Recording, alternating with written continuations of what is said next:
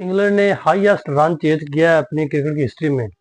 दूसरा, second highest chase किया है। पहला भी इनका इंडिया के खिलाफ ही था 2022 में, जब जो रूट और जोनी बैरस पे खड़े रहे थे और 378 का रन चेज किया था। उसके बाद ये दूसरा हाईएस्ट रन चेज, वो भी इंडिया के खिलाफ 371 स्कोर। इसमें किसकी गलती है या क्या वजूहत है जिसकी वजह से इतना स्कोर चेज हुआ है? हालांकि इतना स्कोर चेज करना समझ से समझ में नहीं आता। हालांकि इससे पहले इंडिया के तकरीबन 60 मैच हो चुके हैं, 350 प्लस टारगेट दिया है इंडिया ने, और आज तक सिर्फ एक मैच आ रही थी और दूसरा मैच ये हार गई है कि आज तक इंडिया ने 350 प्लस स्कोर चेज नहीं होने दिया। सिर्फ 2 मैचों में, दूसरा मैच रात वाला जो चेज हुआ है, इससे पहले एक चेज हुआ था 60 मैचों में। लेकिन इंडिया की गलतियां क्या थी वो सबने देखी है। वो ये थी कि नाकस बॉलिंग, नाकस फील्डिंग, बैटिंग सिर्फ अच्छी हुई पूरी सीरीज में। बैटिंग के अलावा इंडिया से कुछ भी अच्छा नहीं हुआ। फील्डिंग सभी ने देखी, बहुत बुरी की। बॉलिंग बहुत बुरी की। एक ही इनके पास बॉलर था जिस पर सारा बर्डन था, ये देखा उसने कुछ भी नहीं किया तो किसी ने कुछ नहीं किया। दूसरी इनिंग में बुमराह को एक विकेट तक नहीं मिली। 19 ओवर में 57 स्कोर दिए, कोई विकेट नहीं मिली, जिसकी वजह से ये मैच आ रहे हैं। 373 स्कोर चेज करवा लिया, 5 विकेटों से मैच आ रहे हैं, वो भी लास्ट डे। इतना स्कोर चेज करवाना और इतना बड़ा चेज करवाना स्कोर, ये समय से बाहर है। क्यों? इंडिया की ये गलती थी, कुछ बॉलर्स को सही यूटिलाइज नहीं किया गया, कुछ बॉलर को ज्यादा यूटिलाइज किया गया, हालांकि काम भी नहीं आ रहे थे। जिस तरह जडेजा को देख लें, 24-25 ओवर कराए, एक विकेट ली, हालांकि कोई उसकी स्विंग नहीं हो रही थी, कुछ भी वो आउट स्विंग इन स्विंग नहीं कर रहा था, लेकिन फिर भी शुभमन गिल ने उसको बार बार बार बार बार बार ओवर दिया। शार्दुल ठाकुर, जिसको एज ए ऑलराउंडर खिलाया गया, बैटिंग में उसने कुछ नहीं किया, चलो बॉलिंग तो उससे करवा लेते। हालांकि उसी की वजह से ये मैच में वापस आए थे, जब उसने 2 विकेटें लगातार ली, हैरी ब्रूक को अंडा दिया, उसी वक्त ये टीम में, सॉरी, मैच में कुछ वापस आए थे। मैच तो खैर हार गए, लेकिन मेरा ये मानना है कि इसने कोई अच्छा यूटिलाइज नहीं किया टीम को, ना बॉलर को अच्छा यूटिलाइज किया। फील्डिंग सभी ने देखी, कितनी घटिया फील्डिंग की। जायसवाल ने इतने कैच ड्रॉप किए, उसने तो फिर अखीर किए, 4 कैच ड्रॉप किए हैं, और उन प्लेयर्स की किए हैं जिन जो बड़े स्कोर करके गए हैं। बैन डगड़ का पहली इनिंग में कैच छोड़ा, वो 50 प्लस स्कोर कर गया। दूसरी इनिंग में सेंचुरी से पहले बैन डगड़ का कैच छोड़ा और वो 149 स्कोर कर गया, हालांकि मैन ऑफ द मैच भी वही बना है। पहली इनिंग में 60 प्लस स्कोर, दूसरी इनिंग में 149 स्कोर। क्यों? क्योंकि कैच बहुत ड्रॉप किए गए इंडिया की तरफ से।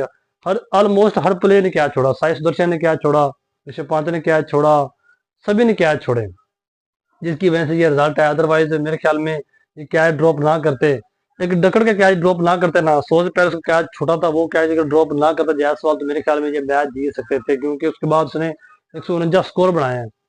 तो मुझे ऐसा लगता है कि इंडिया की गलतियां ये हैं, एक तो इतना बड़ा स्कोर चेज करवा लिया, और ऐसा मेरे ख्याल में 148 साल की क्रिकेट की हिस्ट्री में पहली दफा हुआ है ऐसा। क्रिकेट की हिस्ट्री में, टेस्ट क्रिकेट की हिस्ट्री में ऐसा कभी हुआ ही नहीं कि एक टीम के खिलाड़ी 5 सेंचुरी कर गए हो लेकिन फिर भी मैच हार गए। सोचने वाली बात है ना कि एक टीम के बंदे 5 सेंचुरी कर रहे हैं और एक टीम के सिर्फ 2 सेंचुरियां। इंग्लैंड की तरफ से सिर्फ 2 सेंचुरी आई हैं, एक डकट ने की थी दूसरी इनिंग में और एक पोप ने की थी पहली इनिंग में। और इंडिया की तरफ से 5 सेंचुरी आई हैं, 5 सेंचुरी, लेकिन फिर भी वो मैच हार गए। क्यों? नाकस बॉलिंग की वजह से। देखा ना, मैं पहले भी ब्लॉग में बता चुका हूँ कि बुमराह अगर कुछ भी ना करे ना, तो ये टीम नेल है। वही हुआ ना, बुमराह ने विकेट नहीं ली तो ये कितनी बुरी तरह मैच आ रहे हैं। मेरे ख्याल में यही मुझे लगता है कि इनकी कुछ गलतियां हैं कि प्लेयर कुछ थे जो टीम में होने चाहिए थे, जो इन्होंने नहीं खिलाए। हालांकि मैंने पहले भी प्रसिद्ध कृष्णा को देखा हुआ है, कोई इतनी अच्छी खास बॉलिंग नहीं करता टेस्ट मैच में। सिराज, उसका भी बहुत डाउनफॉल चल रहा है। पिछली आप 4-5 से ठा लें, वो कुछ भी नहीं कर रहा, सिर्फ एग्रेशन दिखा रहा है, आंखें दिखा रहा है, इसके अलावा वो कुछ भी नहीं कर रहा। बॉलिंग उससे हो नहीं रही, बस बातें और आंखें, बस, इसके अलावा वो कुछ भी नहीं कर रहा। प्लेयर्स को आंखें दिखा ली, उसको बातें कर ली, बस, टीम को अग्रेसिव दिखा दिया, अग्रेशन दिखा दिया, हाथों से कुछ नहीं करना, बॉलिंग से कुछ नहीं करना। सारा बर्डन जो है ना वो भाई बुमराह के सर पर है। बुमराह करे जो करे, बुमराह ना करे कुछ भी ना करे। बैटिंग जितनी मर्जी अच्छी की है, कुछ ये भी आप कह सकते हैं कि इंडिया ने बैटिंग को फिनिश अच्छी तरह नहीं किया दोनों इनिंग में।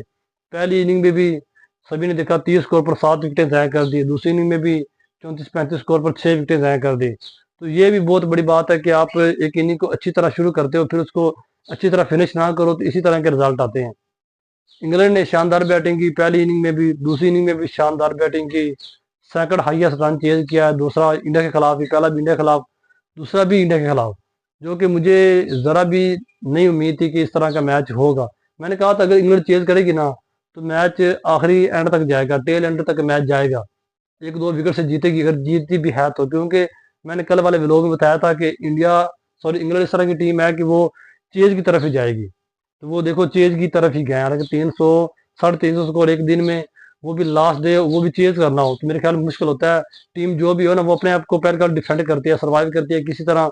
अगर मैच बनता हुआ तो ठीक है, ना बनता हुआ तो वेस्ट कर देंगे दिन को, लेकिन उन्होंने इस तरह नहीं किया। वो सिर्फ चेज़ की तरफ गए और उन्होंने चेज़ भी किया।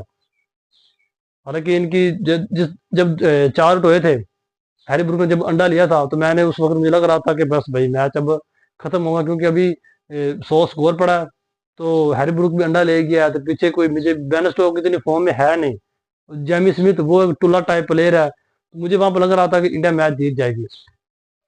लेकिन बेन स्टोक ने जो रूट के साथ अच्छी पार्टनरशिप लगाई, उसके बाद फिर जेमी स्मिथ ने आकर शानदार बैटिंग की, उसने भी आकर अच्छी पार्टनरशिप लगाई। लेकिन रूट, उसका मेन रोल ये है कि उसने विकेट नहीं दी, एज ए सीनियर प्लेयर वो साथ खड़ा रहा, साथ खिलाता रहा। हाँ, अगर जेमी स्मिथ भी आउट हो जाता ना तो फिर भी मुझे लगता है कि जिस तरह रूट खेल रहा था ना, रूट ने मैच को फिनिश करके आना था, इस तरह नहीं आना था। लेकिन यही कहेंगे कि इंडिया का भाई, इतनी बुरी क्रिकेट इंडिया ने खेली है, सभी ने देखा है क्या ड्रॉप किए, बॉलिंग हुई नहीं इनसे, इतना बड़ा टारगेट था जो आराम से चेज करवा लिया। तो गलतियां हैं इंडिया की, बहुत बड़ी गलतियां हैं, सभी ने देखी हैं, नजर भी आई हैं, जिसकी वजह से वो मैच आ रहे हैं। अदरवाइज ये गलतियां ना करते तो मैच डेफिनेटली इंडिया जीती हुई थी। इस तरह की फील्डिंग करोगे तो भाई रिजल्ट इस तरह के आएंगे। बाकी इंग्लैंड ने भाई शानदार बैटिंग की, जीता वही है जो अच्छी क्रिकेट खेलता है, हारता वही है जो बुरी क्रिकेट खेलता है। इंडिया ने अच्छी खेल के भी एंड पर आकर बुरा कर दिया, और इंग्लैंड वो शुरू से अच्छी खेल कर उन्होंने एंड भी अच्छा ही किया, जिसकी वजह से वो इस तरह से मैच आ रहे हैं।